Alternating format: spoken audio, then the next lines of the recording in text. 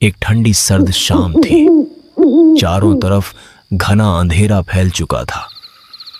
गांव में ऐसा ही होता है, रात के 7 बजते ही ज्यादातर लोग खाना खाकर सोने चले जाते हैं।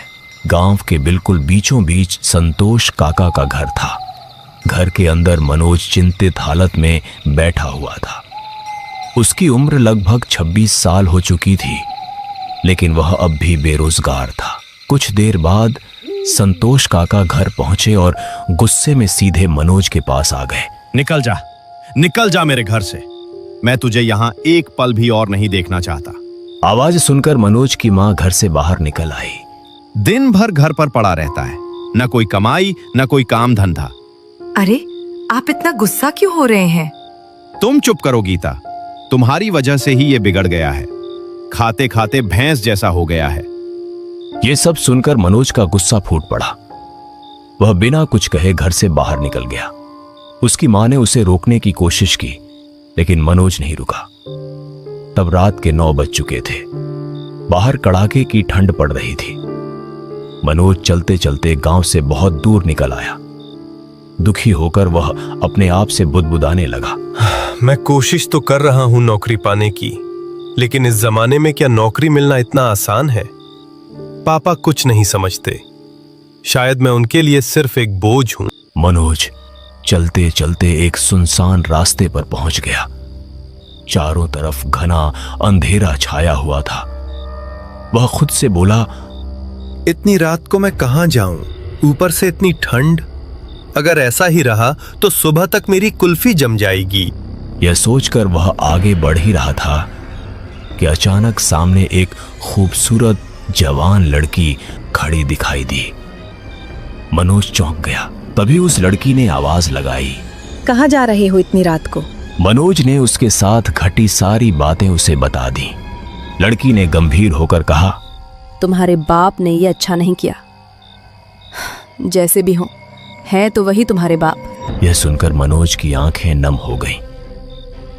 फिर लड़की बोली, चलो मेरे साथ, यहाँ पास में ही मेरा घर है। रात में वहीं रुक जाना और सुबह होते ही चले जाना। रात में ये रास्ते तुम्हारे जैसे लोगों के लिए नहीं होते। बहुत से लोग इंतजार कर रहे हैं, जल्दी चलो। मनोज के दिल की धड़कन तेज हो गई।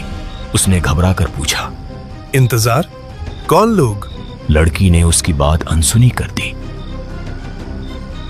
मनोज के पास और कोई चारा ना होने के कारण उसके पीछे पीछे जाने लगा। फिर दोनों साथ चलने लगे। कुछ देर बाद वे एक हवेली के सामने पहुंचे। हवेली जर्जर हालत में थी। मनोज ने हिचकिचाते हुए पूछा, तुम यहां रहती हो?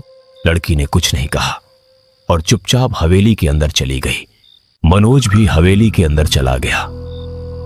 अंदर भयानक बदबू फैली हुई थी, जैसे आसपास कहीं सड़ा गला मांस पड़ा हो।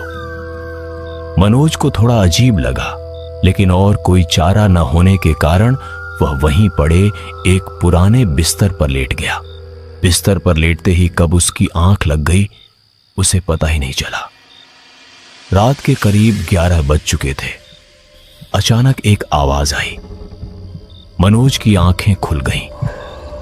उसे लगा जैसे कोई झगड़ा कर रहा हो।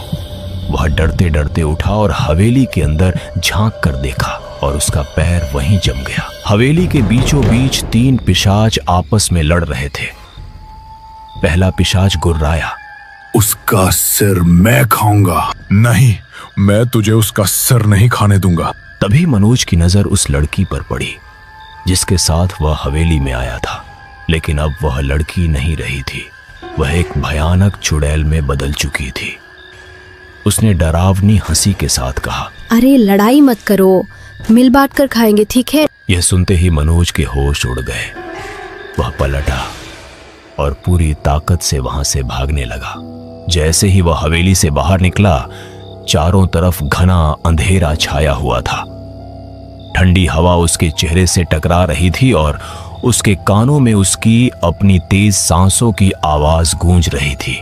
वह दौड़ते दौड़ते हवेली से काफी दूर आ गया। अचानक उसके दिल में एक अजीब सा डर समा गया। उसे लगा जैसे कोई उसका पीछा कर रहा हो। वह पलटकर देखने ही वाला था कि तभी उसके सामने वही लड़की प्रकट हो गई। मनोज उसे देखते ही सन्न रह गया। लड़की की आंखें अब काली पड़ चुकी थी और उसके होठों पर वही डरावनी मुस्कान फैल गई। मनोज चीख पड़ा। वह उसे देखकर और जोर से भागने लगा। पीछे से उस लड़की की ठहाके जैसी हंसी अंधेरे में गूंज उठी। दौड़ते दौड़ते मनोज एक गांव में जा पहुंचा। गांव में कदम रखते ही वह जोर जोर से चिल्लाने लगा, बचाओ बचाओ। उसकी आवाज सुनकर एक घर का दरवाजा चरमराता हुआ खुला। घर के अंदर से एक बूढ़ा बुजुर्ग आदमी लाठी टेकता हुआ बाहर आया। उसने गुस्से और हैरानी से मनोज को देखा और कहा, तुम्हारा दिमाग खराब है क्या? इतनी रात को यहां क्या कर रहे हो? मनोज हाँफ रहा था। उसका गला सूख चुका था, हाथ पांव कांप रहे थे। वह रोते हुए बोला, बाबा, वह जंगल में एक हवेली है। बूढ़े आदमी का चेहरा अचानक सख्त हो गया। मनोज ने कांपती आवाज में सारी बात बता दी। लड़की, हवेली, पिशाच, चुड़ैल, सब कुछ। जैसे जैसे वह बोलता गया, बूढ़े आदमी का रंग उड़ता चला गया। आखिर में उसने धीमी लेकिन भारी आवाज में कहा, बेटा, तू वहां से जिंदा लौट आया। यही किसी चमत्कार से कम नहीं है।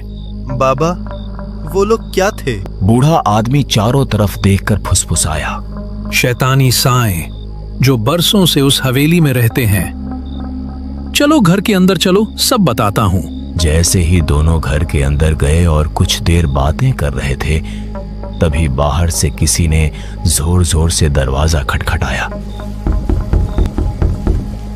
मनोज चौंक गया। उसका दिल जोर से धड़कने लगा। तभी बाहर से एक जानी पहचानी आवाज आई, बेटा, मेरा गलती हो गया, तू घर चल, मैं तुझे समझ नहीं पाया। यह आवाज सुनते ही मनोज के पैरों तले जमीन खिसक गई। वह कांपती आवाज में बोला, ये तो मेरे बाप की आवाज है। बूढ़े आदमी का चेहरा सफेद पड़ गया। उसने तुरंत मनोज का हाथ पकड़ लिया और फुसफुसाया, दरवाजा मत खोलना बेटा, जो भी हो बाहर मत जाना। लेकिन मनोज अपने आप को रोक नहीं पाया और धीरे से दरवाजा खोल दिया। सामने उसके पिताजी खड़े थे। मनोज को देखते ही उन्होंने थकी हुई आवाज में कहा, चल बेटा, घर चलते हैं। मनोज के दिल को थोड़ी राहत मिली। वो चुपचाप अपने पिताजी के साथ घर की ओर बढ़ने लगा।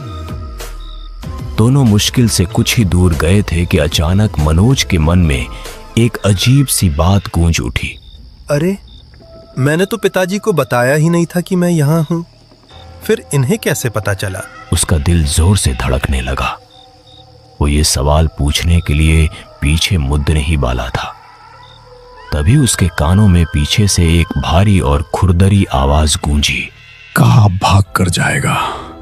तू मेरा शिकार है। मनोज डर के मारे चिल्लाया और फिर उस पिशाच ने मनोज का सिर धड़ से